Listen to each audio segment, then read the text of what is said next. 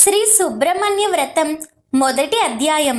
పూర్వకాలంలో ప్రసిద్ధ పుణ్యక్షేత్రమైన పళనికి కొద్ది దూరంలో వల్లీపురం అనే గ్రామం ఉండేది. ఆ గ్రామంలో నటరాజన్ అనే వ్యక్తి ఉండేవాడు. అతడు బట్టలు నేసే పనిలో ఎంతో ప్రావీణ్యత సంపాదించాడు. ఎంతో నిరాడంబరమైన జీవితం సాగిస్తూ తాను సంపాదించిన దాంట్లో కొంత దాన ధర్మాలకు వినియోగించేవాడు. అతడి భార్య సుమతి కూడా భర్తకు అన్ని విధాలా ఎంతో సహాయపడేది. భార్యాభర్తలిద్దరూ శ్రీ సుబ్రహ్మణ్యేశ్వర స్వామి భక్తులే. ఎల్లప్పుడూ ఆ స్వామిని కొలుస్తూ ఉండేవారు. నటరాజన్ దంపతులకు అన్ని ఉన్నప్పటికీ సంతానం లేని కొరత బాధ పెడుతూ ఉండేది. సంతానం కోసం వారెన్నో వ్రతాలు చేశారు, నోములు చేశారు. అయినా ఫలితం లేకపోయింది. వివాహం జరిగి 12 సంవత్సరాలైనా సంతానం కలగకపోవటం వారినెప్పుడూ బాధిస్తూ ఉండేది. ప్రతిరోజు వారి ఇలవేల్పు శ్రీ కుమారస్వామిని తమకు సంతానం ప్రసాదించవలసిందిగా ప్రార్థించేవారు. తమ తోటివారందరూ చక్కటి పిల్లా పాపలతో ఆడుకుంటూ ఉంటే తమకు మాత్రం పిల్లలు లేరని బాధపడేవారు. ఏ జన్మలో చేసిన పాపం వలనో కలగటం లేదని తలచేవారు. ఆ బాధ వారిని రోజురోజుకి కృంగదీయసాగింది. అయితే ఆ దంపతులు మాత్రం కుమారస్వామిని కొలవటం మానలేదు. నిత్యం యథావిధిగా ఆ స్వామిని కొలుస్తూనే ఉన్నారు. సుబ్రహ్మణ్యేశ్వరుడు భక్తవత్సలుడు. తనను త్రికరణ శుద్ధిగా నమ్మి కొలిచిన వారిని కంటికి రెప్పలా కాపాడే అమృతమూర్తి. ఆ స్వామిని మనస్ఫూర్తిగా కొలిచేవారికి సర్వ సౌభాగ్యాలు లభిస్తాయి. ఎటువంటి రుణబాధలు ఉండవు. చక్కటి సంతానం కలుగుతుంది. అకాల మృత్యు భయం ఉండదు. రోజులిలా గడుస్తుండగా ఒకనాడు ఆ ఊరికి ఒక సాధువు వచ్చాడు. ఆ సాధువు ఎంతో మహిమ కలవాడని ప్రజలు చెప్పుకున్నారు. నటరాజన్ దంపతులు ఆ సాధువుకు నమస్కరించి తమ బాధ చెప్పారు.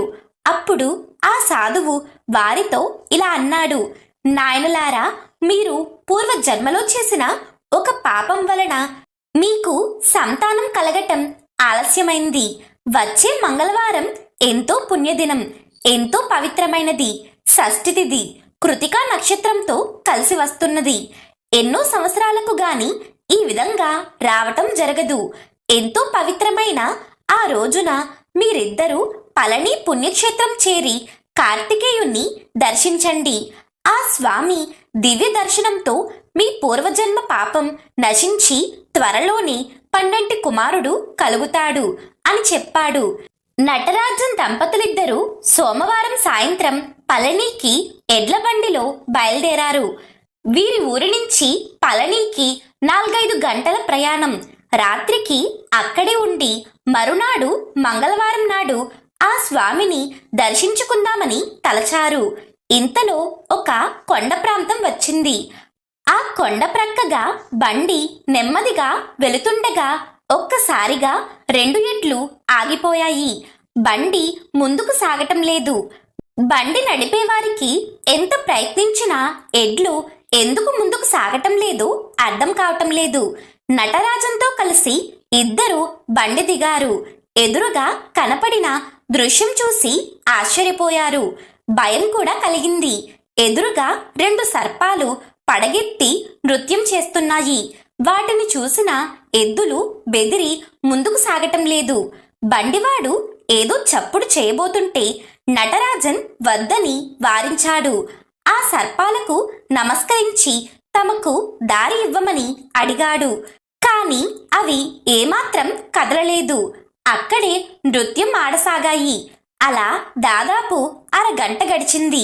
ఇంతలో వారి దారిలోని కొంచెం ముందున పక్కన కొండపై నుంచి పెద్ద బండరాయి అత్యంత వేగంగా దొర్లుతూ ఎదురుగా రోడ్డుపై పడి ముక్కలైంది. ముక్కలన్నీ అటు ఇటు చెల్లాచెదురుగా పడ్డాయి. ఇది జరిగిన కాసేపటికి ఆ సర్పాలు 2 పక్కనే ఉన్న పొదలలోకి జరజర పాకుతూ వెళ్ళిపోయాయి. నటరాజన్కు జరిగినది అర్థమైంది. ఆ సుబ్రహ్మణ్యేశ్వరుడే తమను రక్షించటానికి ఈ విధంగా వచ్చాడు. లేకపోతే ముందుకు సాగి ఆ బండరాయి తమ బండిపై పడి తామందరూ మరణించి ఉండేవారు. ఆ కార్తికేయుడు తమను రక్షించటానికి ముందుకు వెళ్లకుండా సర్పరూపంలో వచ్చాడని గ్రహించాడు. తమను రక్షించినందుకు ఆ స్వామిని ఎన్నో విధాలా స్తుతించాడు. ప్రయాణం ముందుకు సాగింది. రాత్రికి పళని క్షేత్రం చేరాడు.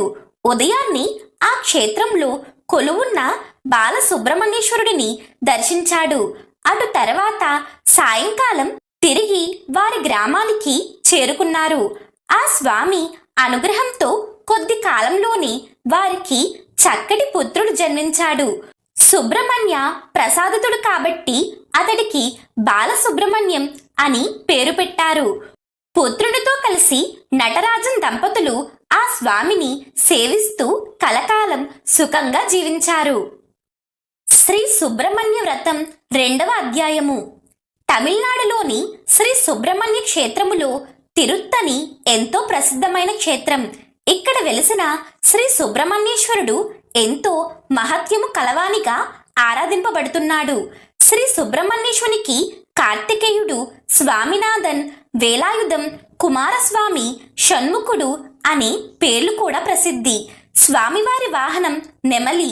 స్వామివారి జెండాపై కోడి ఉంటుంది. కోడి జ్ఞానానికి ప్రతీక. సర్పం స్వామివారికి సంకేతంగా భావిస్తారు. పూర్వకాలంలో తిరుత్తని సమీపంలోని పుత్తూరులో చిన్నశెట్టి అనే వ్యాపారస్తుడు ఉండేవాడు. అతడు వెండి, బంగారు వ్యాపారాలతో పాటు బట్టల వ్యాపారం కూడా చేసి ఎంతో ధనం సంపాదించాడు. కానీ విపరీతమైన లోభత్వంతో ఉండేవాడు. పేదవాడికి ఏమాత్రం దానం చేసి ఎరుగడు. అతడికి చాలా కాలం సంతానం కలగలేదు. ఒకనాడు తనకు సంతానం కలిగితే 1 అడుగు ఎత్తున వెండి సర్పపు రూపం తిరుత్తని స్వామివారికి కానుకగా సమర్పించుకుంటానని మ్రొక్కుకున్నాడు. కార్తికేయుని అనుగ్రహంతో భార్య చిత్రావతి త్వరలోనే గర్భం దాల్చి 12 కుమారుడిని కన్నది. అనతి కాలంలోనే ఆ స్వామి అనుగ్రహంతో చిన్నశెట్టి వ్యాపారం కూడా అభివృద్ధి చెందింది. చిన్నశెట్టి వ్యాపార పనులలో పడి శ్రీ సుబ్రహ్మణ్య స్వామికి ఇచ్చిన మాట మరిచిపోయాడు. ఒకనాడు చిన్నశెట్టి కుమారునికి ఏదో తీవ్రమైన జబ్బు చేసింది. ఎన్ని మందులు వేసినా నయం కాలేదు. అప్పుడు చిన్నశెట్టికి తాను కార్తికేయునికి ఇచ్చిన మాట గుర్తుకు వచ్చింది. స్వామి, నా పిల్లవాడిని ఈ జబ్బు నుంచి కాపాడు, పూర్తి ఆరోగ్యం ప్రసాదించు, నీకు అడుగు ఎత్తుగల సర్పాలు 2 సమర్పిస్తాను అని మనసులో మ్రొక్కుకున్నాడు. పిల్లవాడి అనారోగ్యం నెమ్మదిగా తగ్గి కొద్ది రోజులలోనే పూర్తిగా ఆరోగ్యవంతుడైనాడు. ఇంతలో దసరా, దీపావళి పండుగలొచ్చాయి. చిన్నశెట్టి యొక్క వ్యాపారాలు అన్నిటికీ కూడా ఇది చాలా రద్దీ సమయం కావటంతో ఒక్క క్షణం కూడా తీరిక లేకపోయింది. షణ్ముఖునికి ఇచ్చిన మాట మర్చిపోయాడు. మధ్యలో ఒకసారి గుర్తుకు వచ్చిన ఈ పండుగలు అయిన తర్వాత వెళ్ళవచ్చునిమ్మని అనుకున్నాడు. శ్రీ సుబ్రహ్మణ్యేశ్వర స్వామివారికి ఆగ్రహం వచ్చింది. మానవ నైజం ఇంతే కదా అనుకున్నాడు. తన శక్తి చూపాలని తలచాడు. అప్పుడు గాని చిన్నశెట్టికి బుద్ధి రాదని తలచాడు. ఆ మరునాటి రాత్రి సుబ్బిశెట్టి ఒకసారి గట్టిగా అరుస్తూ మధ్యరాత్రిలో లేచాడు. తన మంచం చుట్టూ పెద్ద సర్పాలు తిరుగుతున్నట్లు కల వచ్చింది. ఆ కలతో ఎంతగానో భయపడి మెలకువ వచ్చి కళ్ళు తెరిచి మంచం మీద కూర్చున్నాడు.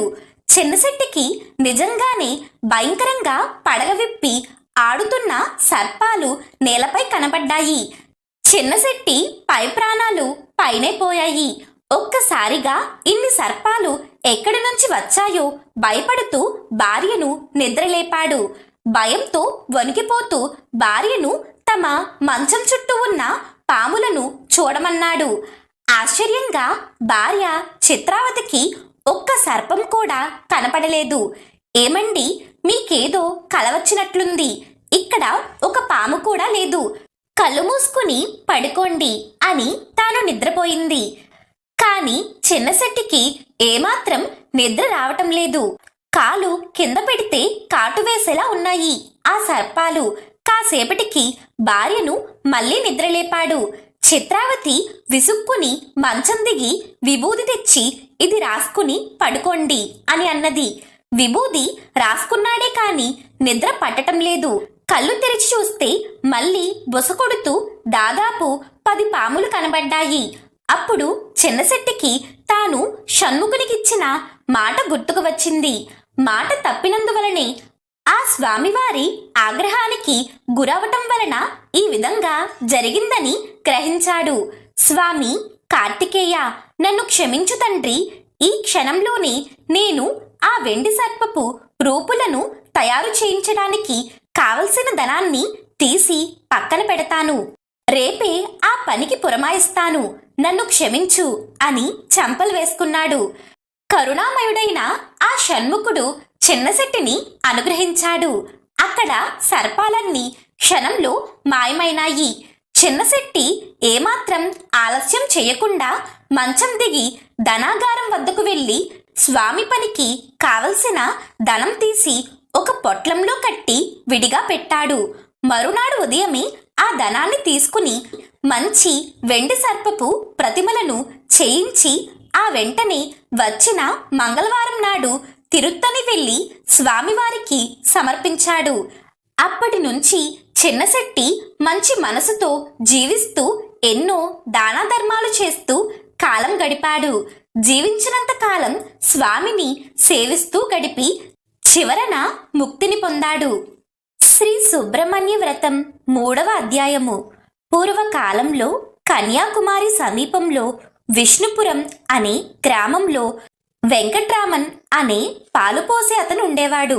అతడు రోజూ తన వద్దనున్న 10 గేదెల పాలు పితికి వీటన్నిటినీ పెద్ద గంగాళంలో పోసుకుని ఒక బండిపై పెట్టుకుని ఊరిలో వారికి పోసేవాడు. వెంకట్రామన్ పాలలో ఏమాత్రం నీరు కలపకుండా స్వచ్ఛమైన పాలు పోస్తాడని అందరూ చెప్పుకునేవారు. వెంకట్రామన్ భార్య సుమతి దంపతులిద్దరూ ప్రతిరోజు పరమేశ్వరుణ్ణి పూజిస్తూ ఉండేవారు. వెంకట్రామన్కు పరమశివుడంటే ఎంతో భక్తి. ప్రతి సోమవారం ఉపవాసం ఉండేవాడు. వెంకట్రామన్ దంపతులకు అన్ని ఉన్నా సంతానం లేకపోవటం ఎంతో బాధగా ఉండేది. ఎప్పుడు పరమేశ్వరుణ్ణి సత్సంతానం ఇవ్వమని ప్రార్థించేవాడు. అందరి ఇళ్లల్లో పాలు పోసిన తర్వాత ఇంటికి వచ్చేదారిలో ఒక చెట్టు ప్రక్కన ఉన్న కొలాయి కింద ఆ పాత్రలు కడిగేవాడు. కొంచెం మిగిలిన పాలు పక్కన ఉన్న చెట్టు మొదట్లో పోసేవాడు. ఇలా ప్రతిరోజు చేస్తుండేవాడు. ఒకనాటి రాత్రి వెంకట్రామన్కు కలలో సుబ్రహ్మణ్యేశ్వరుడు దర్శనమిచ్చాడు. నాయనా వెంకట్రామన్, నీ భక్తికి ఎంతో సంతోషించాను. నీవు ప్రతిరోజు చెట్టు మొదట్లో అందరికీ పోయగా మిగిలిన పాలు పోస్తున్నావు కదా. ఆ చెట్టు పక్కనే ఉన్న పొదలో ఒక దివ్య సర్పం ఉన్నది. రోజు నీవు పోసి పాలు ఆ సర్పరాజం స్వీకరిస్తున్నది. నీవు తెలియక చేస్తున్నప్పటికీ, పాలు కొంచెమే పోస్తున్నప్పటికీ ప్రతిరోజు నీవు చేస్తున్న ఈ మంచి పని వలన నీకు ఎంతో పుణ్యం లభించినది. అంతేకాదు, నిన్న నాకెంతో ప్రీతికరమైన శ్రీ సుబ్రహ్మణ్య షష్ఠి. నిన్న కూడా ఎప్పటిలాగే అక్కడ పాలు పోసావు. ఆ విధంగా అక్కడ ఉన్న దివ్య సర్పానికి ఆ పవిత్ర దినాన పాలు పోసిన వాడివై ఎంతో పుణ్యం సంపాదించావు. దీని వలన నేనెంతో సంతోషించాను. నీకు త్వరలోని చక్కటి కుమారుడు జన్మిస్తాడు. నీవు ఆ కుమారుడిని తీసుకుని ఇక్కడికి కొద్దిగా దూరంలో గల నా పుణ్యక్షేత్రమైన తిరుచెందూరుకి వెళ్లి పిల్లవాడికి అక్కడే నామకరణం చేయించవలసింది అని చెప్పి అంతర్ధానమయ్యాడు. ఉదయం లేవగానే భార్య సుమతికి తనకు వచ్చిన కలను వివరంగా చెప్పాడు. ఆ షణ్ముఖుడు తమను అనుగ్రహించినందుకు వారెంతో సంతోషపడ్డారు. వెంకట్రామన్ అప్పటి నుంచి ప్రతిరోజు క్రమం తప్పకుండా ఆ చెట్టు మొదట్లో పాలు పోస్తూనే ఉన్నాడు. ఎప్పుడైనా ఆ దివ్య సర్పం కనపడుతుందేమోనని ఆత్రతగా చూసేవాడు. కాని ఎప్పుడూ కనబడలేదు. ఆ షణ్ముఖుని దయవలన సుమతి కొన్ని రోజులకే గర్భం దాల్చి చక్కటి పిల్లవాడిని కన్నది. శ్రీ సుబ్రహ్మణ్యేశ్వరుడు చెప్పినట్లుగా ఆ పిల్లవాడిని వెంట పెట్టుకుని తిరుచెందూర్ బయలుదేరింది. ఆ రోజులలో ఎడ్ల బండ్లపైనే ప్రయాణం. కొంత దూరం వెళ్లేటప్పటికీ దారి ఎదురుగా ఒక అద్భుత తేజస్సుతో ప్రకాశిస్తున్న సర్పం కనపడింది. దారి మధ్యలో పడగ విప్పి ఉన్న ఆ సర్పరాజాన్ని చూడగానే స్వామివారు కలలో చెప్పిన సర్పం ఇదేనని వెంకట్రామన్కు తోచింది. కుటుంబమంతా బండి దిగి ఆ దివ్య సర్పానికి నమస్కరించారు. పిల్లవాడి చేత కూడా నమస్కరింపచేశారు. సర్పం వెంటనే మాయమైంది. ప్రయాణం ముందుకు సాగింది. వెంకట్రామన్ దంపతులు మరునాడు ఉదయానికి తిరుచెందూర్ చేరి అక్కడ కొలువై ఉన్న స్వామివారిని దర్శించారు. పిల్లవాడికి అక్కడే కార్తికేయన్ అని నామకరణం చేశారు. ఆ రాత్రి అక్కడే ఉండి మరునాడు తిరిగి విష్ణుపురం చేరుకున్నారు. వెంకట్రామన్ కుటుంబమంతా ఆ స్వామిని సేవిస్తూ కలకాలం సుఖంగా జీవించారు. శ్రీ సుబ్రహ్మణ్య వ్రతం 4వ అధ్యాయము. పూర్వకాలంలో మదురై నగరానికి కొద్ది దూరంలో ఒక గ్రామంలో వెంకట శాస్త్రి అని మహాపండితుడుండేవాడు. అతడు అన్ని శాస్త్ర విద్యలలోనూ ఎంతో ప్రావీణ్యం కలవాడిగా ప్రసిద్ధి పొందాడు. చుట్టుపక్కల గ్రామాలలో ఎవరికి ఏ సలహా కావలసినా వెంకట శాస్త్రి వద్దకే వచ్చేవారు. వివాహ గృహ ప్రవేశాలకు ముహూర్తాలు నిర్ణయించటంలో వెంకట శాస్త్రికి సాటిలేరని జనం చెప్పుకునేవారు. ఆలయ ప్రతిష్టాపన ముహూర్తాలు కావలసిన ఎంతో దూర గ్రామాల నుంచి కూడా వెంకట శాస్త్రి వద్దకే వచ్చేవారు. వెంకట శాస్త్రికి 50 సంవత్సరాల వయసు వచ్చింది. ఎంతో ఆరోగ్యంగా సుఖంగా ఉంటున్న వెంకట శాస్త్రికి ఉన్నట్టుండి ఒక చర్మవ్యాధి పట్టుకుంది. శరీరమంతా దురద రావటం, కొంచెం గోకిన పుండు పడటం జరిగేది. చర్మం అక్కడక్కడ పొలుసులు బారినట్లు ఉండేది. వెంకట శాస్త్రికి ఆయుర్వేదం కూడా పరిచయం ఉండటం చేత కొన్ని మందులు వాడి చూశాడు. అవేమీ ఏమాత్రం పనిచేయలేదు. ఇక లాభం లేదనుకుని మదురై నుంచి పెద్ద వైద్యుల కోసం కబురు పంపాడు. వెంకట శాస్త్రిపై ఉన్న అభిమానంతో వారు ఈ ఊరు వచ్చి పరీక్షించి మందులు ఇచ్చారు. అయినప్పటికీ లాభం లేకపోయింది. ఇదంతా తన పూర్వజన్మ కర్మఫలం అని వెంకట శాస్త్రి బాధపడసాగాడు. ఇలా ఉండగా ఒకనాడు ఆ ఊరికి ఆంధ్రదేశం నుంచి ఒక గొప్ప జ్యోతిష్కుడు వచ్చాడు. అతడు జ్యోతిష్యంలో ఎంతో ప్రావీణ్యత కలవాడని, ఎటువంటి సమస్యలకైనా పరిష్కారం చూపగలడని జనం చెప్పుకున్నారు. ఒకనాడు ఆ జ్యోతిష్కుడు వెంకట శాస్త్రి ఇంటికి వచ్చాడు. అతడి జాతకం చూసి కనులు మూసుకుని ధ్యానించి ఇలా అన్నాడు: స్వామి, మీరు కిందటి జన్మలో ఘోరాతి ఘోరం చేశారు. అకారణంగా 10 సర్పాలను చంపారు. మీకు ఏ హాని తలబెట్టకపోయినప్పటికీ వాటిని క్రూరంగా హింసించి చంపారు. ఆ పాప ఫలితమే మీరు ఈ విధంగా అనుభవిస్తున్నారు. దీనికి ఒక్కటే పరిహారం, ఆ కార్తికేయుడిని వేడుకోవటమే.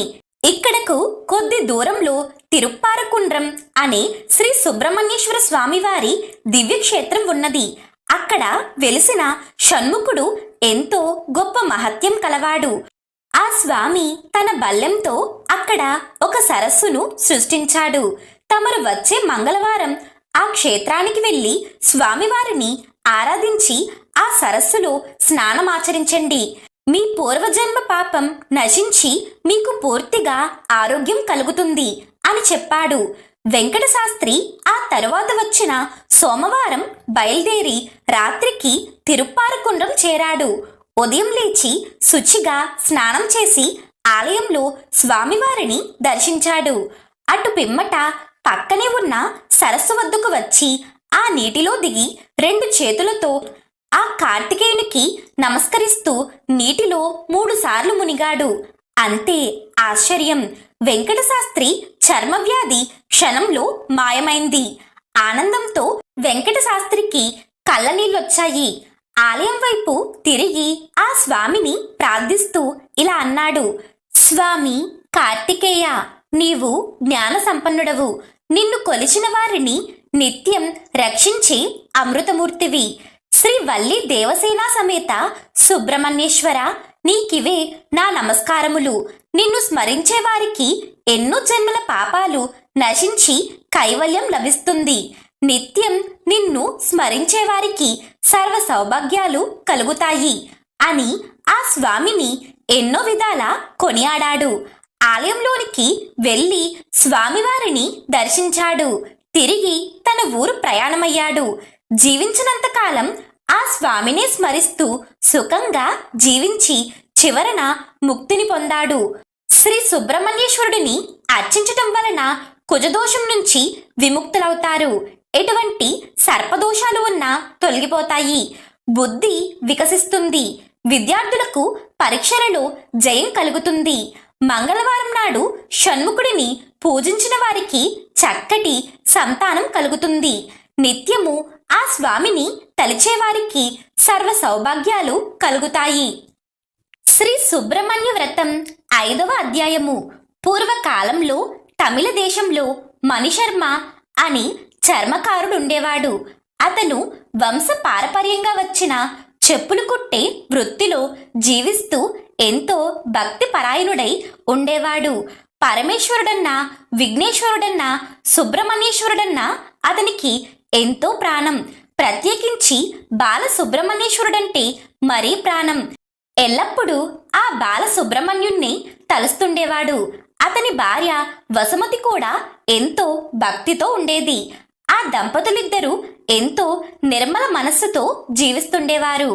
మణిశర్మకు అన్నీ ఉన్నా సంతానం లేకపోవటం బాధగా ఉండేది. ప్రతిరోజు ఆ దంపతులు తమకు సంతానం అనుగ్రహించవలసిందిగా అందరు దేవతలను ప్రార్థించేవారు. కానీ ఏమాత్రం ఫలితం లేకపోయింది. రోజులిలా గడుస్తూ మణిశర్మకు 40 సంవత్సరాల వయసు వచ్చింది. ఒకరోజు ఆ విషయమే ఆలోచిస్తూ తీవ్రమైన మనస్తాపానికి గురయ్యాడు. భార్యతో ఇలా అన్నాడు: ఇన్నేళ్లుగా మనం ఇంతమంది దేవతలను ప్రార్థిస్తున్నాం, అయినా ఏమీ ఫలితం లేకపోయింది. రేపటి నుంచి నేను వారం రోజులు పచ్చి మంచినీరు కూడా ముట్టకుండా ఉపవాస దీక్ష చేస్తాను. ఆ స్వామివారు కరుణిస్తే సరి, లేకపోతే ప్రాణాలైనా వదులుతాను అని అన్నాడు. ఆ మాటలు విన్న భార్య వసుమతి కంటనీరు పెట్టింది. భార్యతో అన్నట్లుగానే మణిశర్మ మర్నాడు ఉదయం నుంచి ఏ ఆహారము తీసుకోవటం మానేశాడు. అలా 3 రోజులు అయ్యేసరికి ఓపిక తగ్గింది. 4వ రోజు మంచం మీద నుంచి లేవలేకపోయాడు. బంధువులు, స్నేహితులు ఎంత చెప్పినా వినలేదు. 5వ రోజు సాయంత్రం ఒక పిల్లవాడు ఎక్కడి నుంచో పరిగెట్టుకుంటూ వచ్చి, మామా, ఈ అరటిపండు తిను, నీకేమీ పర్వాలేదు అని అతని చేతిలో ఒక అరటిపండు పెట్టాడు. ఆ బాలుడి తేజస్సుకు ఆశ్చర్యపోతూ మణిశర్మ ఒక్క క్షణం ఒళ్ళు మరిచాడు. తనను ఏదో తెలియని మాయ కప్పేసింది. తన ఉపవాసం సంగతి కూడా గుర్తురాలేదు. చక్కగా చిరునవ్వు నవ్వుతున్న ఆ బాలుని చూస్తూ అతడి నుండి అరటిపండు తీసుకుని కనులకు అద్దుకుని తిన్నాడు. అంతే, ఒళ్ళంతా ఏదో దివ్యమైన తేజస్సు ప్రసరించినట్లయింది. ఆ బాలుడు ఒక్క క్షణాన పరిగెత్తుకుంటూ బయటకు వెళ్ళి మాయమయ్యాడు. మణిశర్మకి ఒక్కసారిగా కునుకు పట్టింది. నిద్రలో ఆ కుమారస్వామి కలలో దర్శనమిచ్చి బాలుడి రూపంలో వచ్చింది తానేనని, త్వరలోనే వారికి చక్కటి పిల్లవాడు జన్మిస్తాడని చెప్పాడు.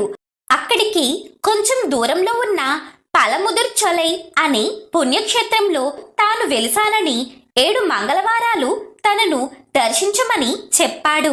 నిద్ర నుంచి మెలకువ వచ్చిన మణిశర్మ తనకు వచ్చిన కళ వివరంగా భార్యకు చెప్పాడు. ఆ దంపతుల ఆనందానికి అవధులు లేవు. సాక్షాత్తు ఆ షణ్ముఖుడే వచ్చి దర్శనమిచ్చి తమను కరుణించినందుకు ఎంతో సంతోషించారు. ఆ దంపతులిద్దరూ స్వామివారు సెలవిచ్చినట్లుగా 7 మంగళవారాల పాటు పలముదిర్చొలై అనే పుణ్యక్షేత్రంలో శ్రీ వల్లి దేవసేన సమేత సుబ్రహ్మణ్యేశ్వర స్వామివారిని దర్శించారు. ఆ స్వామివారి అనుగ్రహంతో వారికి చక్కటి పిల్లవాడు జన్మించాడు. మణిశర్మ, వసుమతి దంపతులిద్దరూ బ్రతికినంత కాలం ఆ కార్తికేయుడిని సేవిస్తూ కలకాలం సుఖంగా జీవించారు. శ్రీ సుబ్రహ్మణ్య వ్రతం 6వ అధ్యాయము. పూర్వకాలంలో తమిళనాడులోని కుంభకోణం పట్టణానికి కొద్ది దూరంలో ఒక చిన్న గ్రామంలో పెరియశెట్టి అనే వ్యాపారస్తుడుండేవాడు.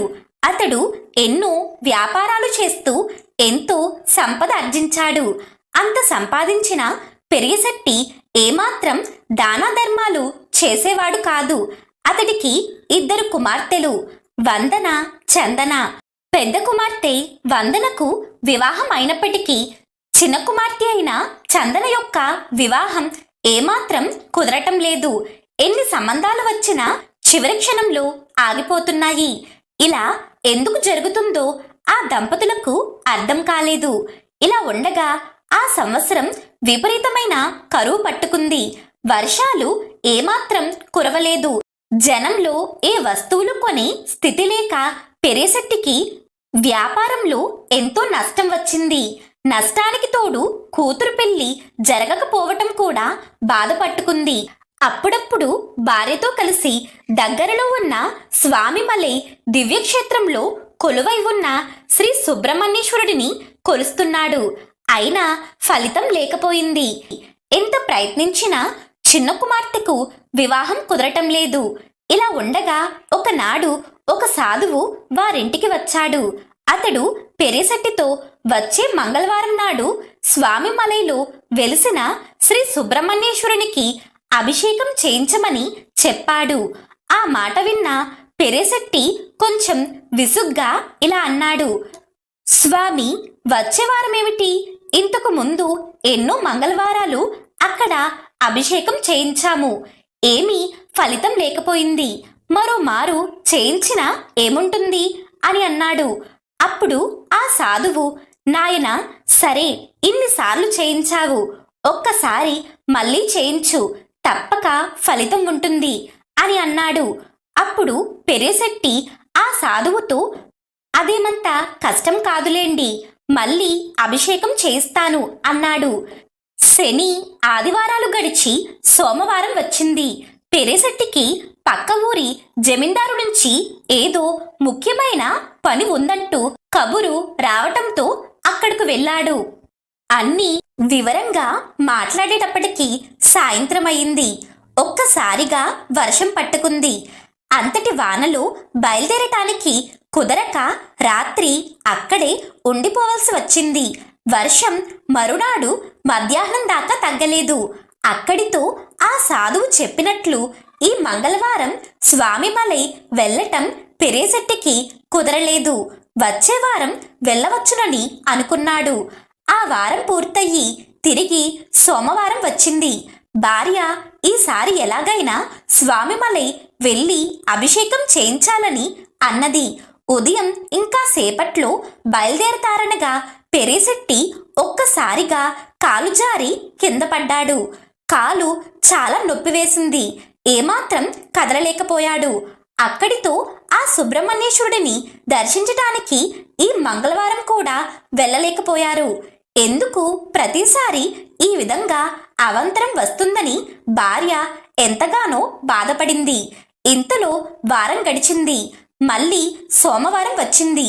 ఇంకా సేపట్లో బయలుదేరదామని తలుస్తుండగా భార్య కాలు మెలుకుపడింది. ఆ నొప్పి క్షణక్షణానికి ఎక్కువై ఏమాత్రం కదలలేకపోయింది. ఇక ఈ వారం కూడా వెళ్ళటానికి కుదరలేదు. ఇలా ఎందుకు జరుగుతుందో వారికి అర్థం కావటం లేదు. తాము ఏదో అపరాధం చేశామని తలచాడు. ఆ రోజు రాత్రి సుబ్రహ్మణ్యేశ్వరుడు పెరియశెట్టి భార్యకి కలలో కనపడి ఇలా అన్నాడు, అమ్మా, నీ భర్త నన్ను దర్శించటం ఎంతో తేలికని, అదేమీ అంత కష్టమైనది కాదని అహంకారంతో అన్నాడు. ప్రతి మంగళవారం వెళుతున్నాం కదా, మరొక్కసారి వెళ్ళటం అదేమంత కష్టం కాదని అన్నాడు. నా అనుగ్రహం లేకపోతే ఎంత దగ్గరలో ఉన్నా నా దర్శనం ఎలా జరగదో తెలియపరచటానికై ఇలా చేస్తున్నాను. ఈసారి తప్పక నా దర్శనం లభిస్తుంది అని అన్నాడు. భార్య నిద్ర నుంచి లేవగానే తనకు వచ్చిన స్వప్నం గురించి పెరియశెట్టికి వివరంగా చెప్పింది. పెరియశెట్టి తన అహంకారానికి మన్నించమని ఆ స్వామికి నమస్కరించి చెంపలు వేసుకున్నాడు. ఇంకెప్పుడు అలా మాట్లాడనని తనను క్షమించమని వేడుకున్నాడు. భక్తవత్సలుడైన ఆ స్వామివారి అనుగ్రహంతో ఆ మరుసటి మంగళవారం ఆ కుటుంబానికి స్వామిమలైలో చక్కటి దర్శనం జరిగింది. వారు ఆ సుబ్రహ్మణ్యేశ్వర స్వామికి ఎంతో వైభవంగా అభిషేకం చేయించారు. ఇది జరిగిన కొద్ది రోజులకే నాగరాజు అనే వరునితో చందనకు వైభవంగా వివాహం జరిగింది. పెరియశెట్టి కుటుంబమంతా ఆ స్వామిని సేవిస్తూ కలకాలం సుఖంగా జీవించారు. శ్రీ సుబ్రహ్మణ్య వ్రతం సమాప్తం.